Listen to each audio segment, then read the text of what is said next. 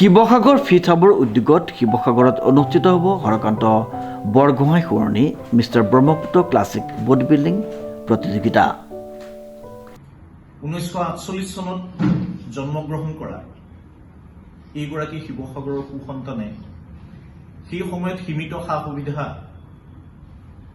সুবিধাৰ মাজত তেখেতে শৰীৰ চৰ্চাত মনোনিৱেশ কৰিছিল আৰু কালক্ৰমত তেখেত গৈ 7th time mister India, 4th time mister services, 2 times mister Himalaya আৰু মিষ্টাৰ এছিয়াত তেখেতে ব্ৰঞ্জৰ মেডেল পাবৰ কাৰণে সক্ষম হৈছিল। সঁচা কথা ক'বলৈ গ'লে শিৱসাগৰৰ এইগৰাকী সুসন্তান অসমৰ বডি বিল্ডিং ক্ষেত্ৰখনৰ এগৰাকী কিংবদন্তী পুৰুষ আছিল আৰু তেখেতৰ সোঁৱৰণত শিৱসাগৰত আমি নতুন প্ৰজন্মৰ শৰীৰ চৰ্চাৰ ক্ষেত্ৰখনৰ লগত জড়িত আমাৰ যুৱক যুৱতীসকলক উৎসাহিত কৰিবৰ কাৰণে, অনুপ্ৰাণিত কৰিবৰ কাৰণে তেখেতৰ প্ৰতি শ্ৰদ্ধা জনাই এই প্ৰতিযোগিতাখনৰ আয়োজন কৰিছোঁ। আমি আশা কৰিছোঁ ৰাজ্যখনৰ ভিন্ন প্ৰান্তৰ প্ৰায় শতাধিক প্ৰতিযোগীয়ে ইয়াত অংশগ্ৰহণ কৰিব আৰু এই প্ৰতিযোগিতাখন শিৱসাগৰ নাট্য মন্দিৰত অহা 28 তাৰিখে সন্ধিয়া 5 বজাৰ পৰা আৰম্ভ হ'ব। আমাৰ এই প্ৰতিযোগিতাখনৰ টেকনিকেল যিখিনি কথা বতৰা, ইয়াৰ হাইট আৰু গ্ৰুপ দুইটা পৰ্যায়তে এই প্ৰতিযোগিতাখন অনুষ্ঠিত হ'ব। এই প্ৰতিযোগিতাৰ সম্পৰ্কত আমাৰ আয়োজক সমিতিৰ সভাপতি, অসমৰ বডি বিল্ডিং ক্ষেত্ৰখনৰ এগৰাকী জ্যেষ্ঠ আমাৰ জয়ন্ত ৰাজকৰদেৱে অৱগত কৰিব আৰু মই সম্পাদক হিচাপে সকলোকে এই চেম্পিয়নশ্বিপখন সফল কৰাৰ ক্ষেত্ৰত ৰাইজৰ সহায় সহযোগ কামনা কৰিম। উল্লেখযোগ্য যে শিৱসাগৰ নগৰৰ ঐক্য সভাকক্ষত অনুষ্ঠিত এখনি সংবাদমেল সম্বোধন কৰি উদ্যোক্তাসকলৰ তৰফৰ পৰা শৰৎ হাজৰিকাই প্ৰতিযোগিতাৰ সবিশেষ দাঙি ধৰে। 28 ফেব্ৰুৱাৰীত স্থানীয় নাট্য মন্দিৰত mister Brahmaputra classic body building প্ৰতিযোগিতাখনি এদিনীয়া কাৰ্যসূচীৰে অনুষ্ঠিত হ'ব বুলি উদ্যোক্তাসকলে জানিবলৈ দিয়ে। 7 বাৰ মিষ্টাৰ ইণ্ডিয়া তথা মিষ্টাৰ এছিয়াৰ ব্ৰঞ্জৰ পদক প্ৰাপক হৰকান্ত বৰগোহাঁই সোঁৱৰণত এই প্ৰতিযোগিতাখন সফল কৰিবলৈ উদ্যোক্তাসকলৰ তৰফৰ পৰা আহ্বান জনায়। মাধ্যমৰ সকলো কৰ্মকৰ্তাকে শিৱসাগৰ ফিট হাবৰ তৰফৰ পৰা আন্তৰিক শুভেচ্ছা জনাইছোঁ।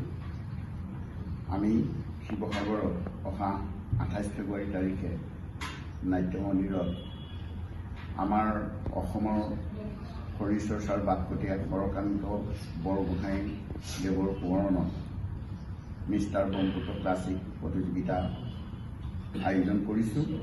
এই প্ৰতিযোগিতা আমি মেন ফিজিক আৰু বডি বিল্ডিং দুইটা শাখাতেই হ'ব।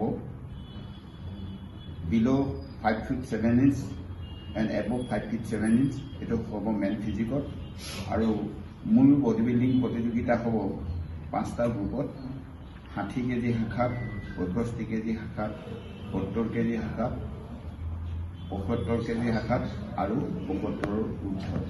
এই এটাকেইটা গ্ৰুপতে প্ৰতিযোগিতা অনুষ্ঠিত হ'ব আৰু প্ৰাইজ মনিৰ ব্যৱস্থা কৰা হৈছে, লগত ট্ৰফি থাকিব। প্ৰাইজ মনি 1,87,000 টকা মুঠ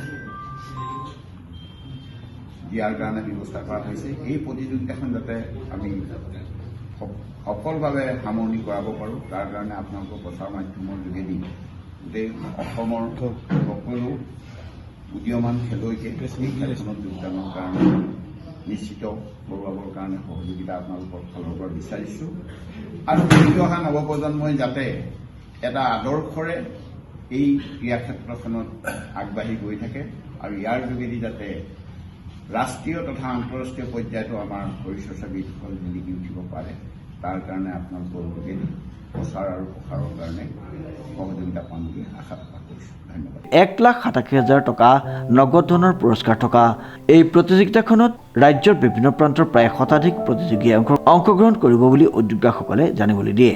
অৰ্জুন ভোগেশ্বৰ বৰুৱাই উদ্বোধন কৰিবলগীয়া উক্ত প্ৰতিযোগিতাত 60 কেজি, 65 কেজি, 70 কেজি, 75 কেজি আৰু 75 কেজিৰ ঊৰ্ধৰ 5টা শাখাত অনুষ্ঠিত হ'ব। মাননীয় সভাপতি জয়ন্ত ৰাজকোঁৱৰ আৰু সম্পাদক শৰৎ হাজৰিকা ডাঙৰীয়াই আমাৰ আগন্তুক যি বডি বিল্ডিং কম্পিটিশ্যন নাট্য মন্দিৰত হ'বলৈ গৈ আছে সেই সম্পৰ্কে আপোনালোকক বিতংভাৱে ক'লে। আৰু এই খেলখন উদ্বোধন কৰিব আনুষ্ঠানিকভাৱে আমাৰ সকলোৰে শ্ৰদ্ধাৰ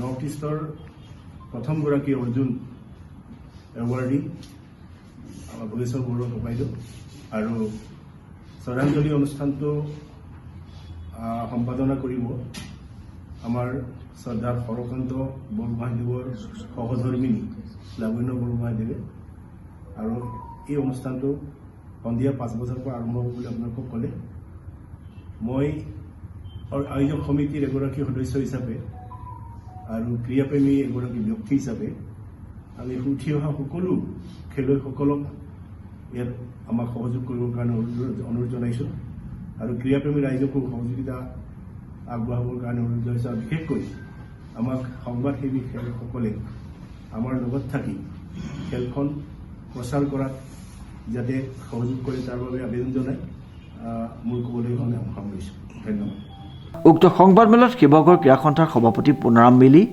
শিৱসাগৰ ফিট হাবৰ সভাপতি জয়ন্ত ৰাজকোঁৱৰ ময়ূৰ বৰা শৰীৰচৰ্চাবিদ পৰিতোষ ৰয় উপস্থিত থাকে কংকনজ্যোতি শৰ্মাৰ ৰিপৰ্ট নিউজ নাও